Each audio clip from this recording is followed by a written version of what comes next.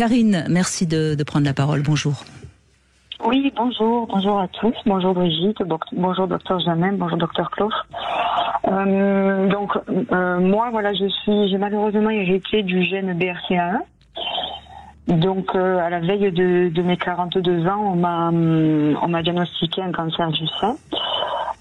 Et donc, ça fait maintenant, ça va faire bientôt 4 ans maintenant que je suis Alors, excusez-moi, je vous coupe une seconde.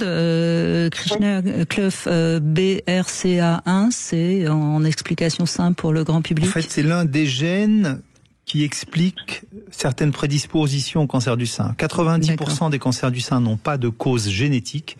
Et 7 à 10% sont liés à l'existence chez la patiente et dans sa famille d'un gène.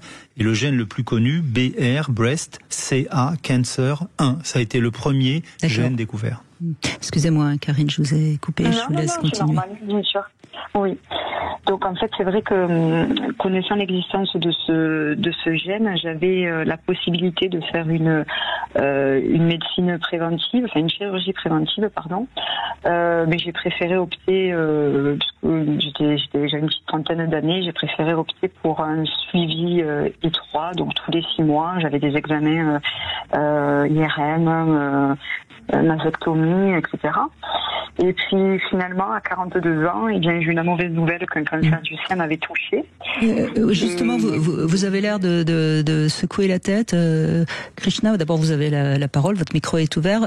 Vous pensez qu'il vaut mieux faire une... Alors, il y a plusieurs gènes de prédisposition, mais on sait que les cancers du sein qui surviennent chez les patients qui sont porteuses du gène BRCA1 sont des cancers le plus souvent plus agressifs qui vont donner lieu à des traitements qui incluent souvent une chimiothérapie. Donc en fonction du gène dont vous êtes porteuse, on va vous dire, ben voilà, si vous avez un cancer du sein, d'abord voilà la probabilité, hein, et puis ensuite, est-ce que ce sera un cancer plutôt agressif qui va nécessiter une chimio ou pas? Est-ce que vous avez une chimiothérapie, madame?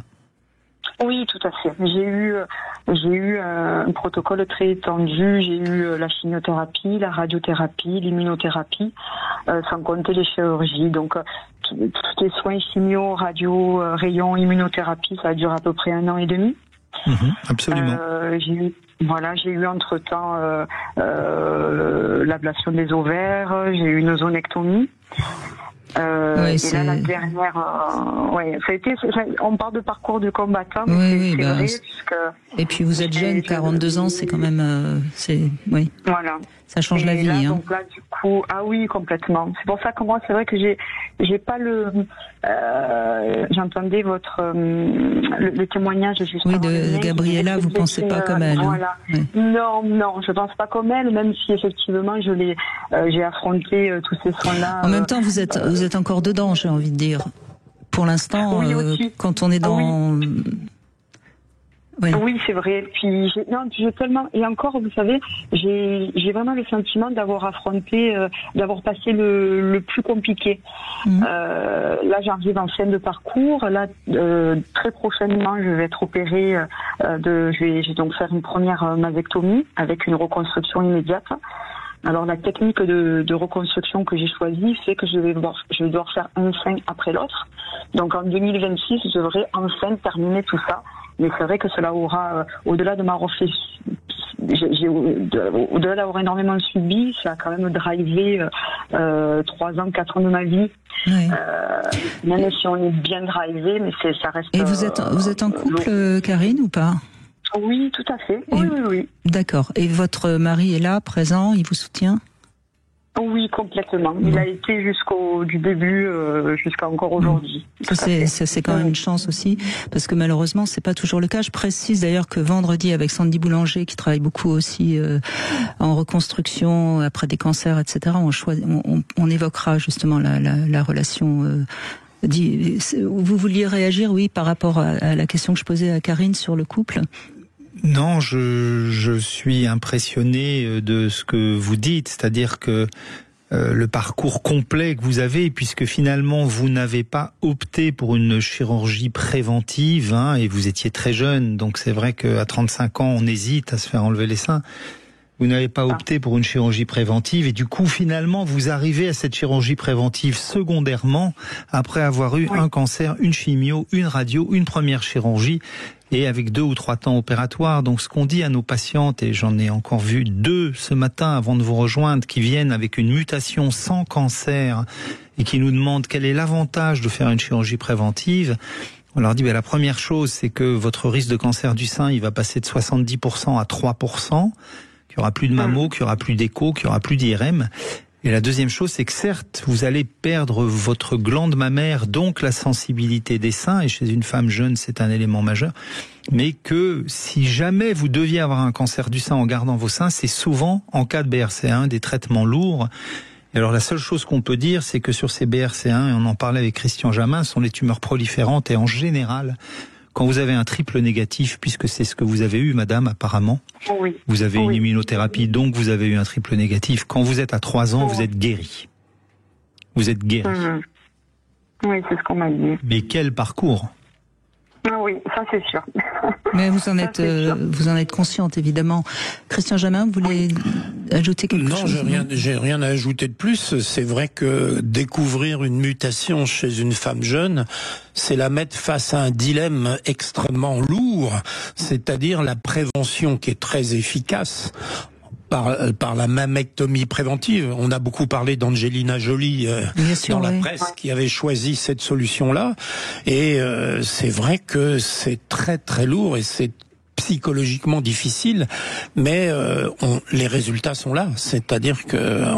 Oui, mais vous savez très bien que quand on est un individu, les pourcentages... Oui, mais bien sûr. S'il y a 10% de chances de s'en sortir indemne, on a envie de les tenter, ces 10%, même si c'est que 10%. Et je pense que Karine, c'est un peu ce qui s'est passé pour vous. Et ça montre aussi que vous avez un élan vital qui est fort et que c'est pour ça que vous avez aussi traversé tout ça avec une certaine force, un certain courage et que vous êtes apte à témoigner...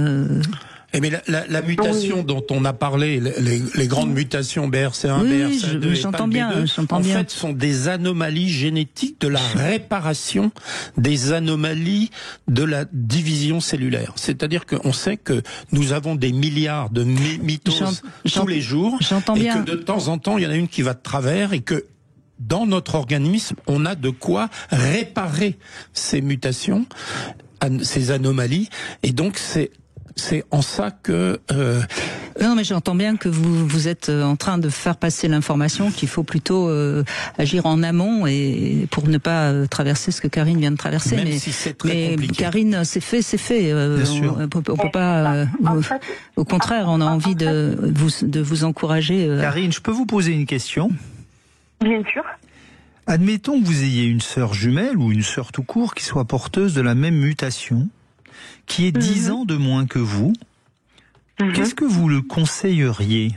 Est-ce que vous lui diriez « Attends, parce que d'abord, tu es pas sûr d'avoir le cancer et ensuite on te traitera et on te guérira certainement » ou est-ce que vous lui diriez maintenant « Il vaut mieux faire une chirurgie préventive » ? Je lui dis de faire la chirurgie préventive le plus rapidement possible. Alors pourquoi je vous pose la question? Parce qu'en fait, à l'Institut du Sein Paris, on s'occupe beaucoup de chirurgie préventive.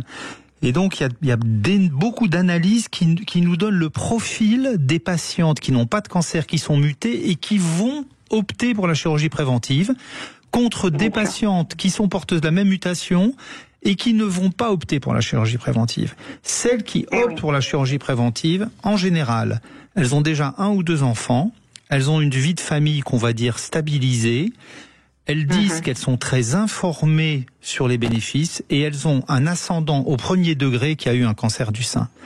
Quand vous êtes installé, entre guillemets, dans une vie stabilisée, que quelqu'un de 1er degré, mère ou sœur, a un cancer du sein et que vous êtes porteuse d'une mutation, vous êtes plus prête à vous faire opérer qu'une patiente qui n'a pas l'information, dont personne n'a été touché et qui a toute sa vie à faire devant elle. Oui.